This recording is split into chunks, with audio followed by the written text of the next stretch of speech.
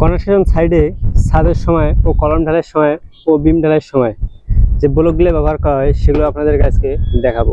এই হলো আমাদের ছাদের ব্লক, 3-4 ইঞ্চি ব্লক, পাশে হলো 1.5 ইঞ্চি, আর এই হলো কলাম বিমের ব্লক। এই ব্লকের সাইজ হলো 1.5 ইঞ্চি করে, পাশেও 1.5 ইঞ্চি, পাশেও 1.5 ইঞ্চি। আর এই হলো পাইপ ব্লক।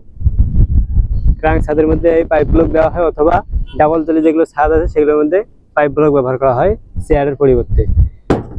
এই হলো 3-4 ইঞ্চি ব্লক।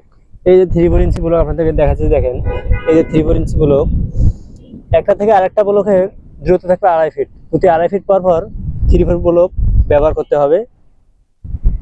আর এই দেখতেছেন আমাদের বিমের মধ্যে ব্লক, এই ব্লকটাও প্রতি 2.5 ফিট পর পর বিমের মধ্যে ব্যবহার করতে হবে। এমনকি দুই সাইডে 3-4 ইঞ্চি ব্লক ব্যবহার করতে হবে। এই হলো ব্লক, এই যে ব্লকের সাইজ। এই হলো পাইপ ব্লক। এই পাইপ ব্লকটা অনেকে জানে না কিভাবে তৈরি করতে হবে, অথবা কত হাইটে পাইপ ব্লকটা তৈরি করবে।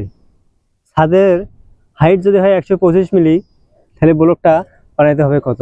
তাহলে আমাদের দেখেন ব্লকটা দিছি, এই যে দেখেন ব্লকটা দেওয়া আছে এই যে 2 রডের নিচে।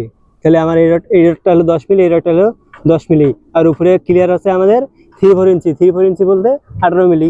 তাহলে আমার এই যে 10 আর 10 20, আর উপরে ক্লিয়ার হলো 18, তাহলে হলো 38 মিলি। তাহলে আমাদের এই ব্লকটা তৈরি করতে হবে 87 মিলি।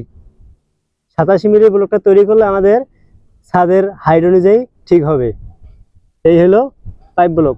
আর এই প্রতি পাইপ ব্লক 2.5 ফিট পর পর ব্যবহার করতে হবে। দেখেন একটা থেকে আর একটা পাইপ ব্লকের দূরত্ব 2.5 ফিট করে আছে।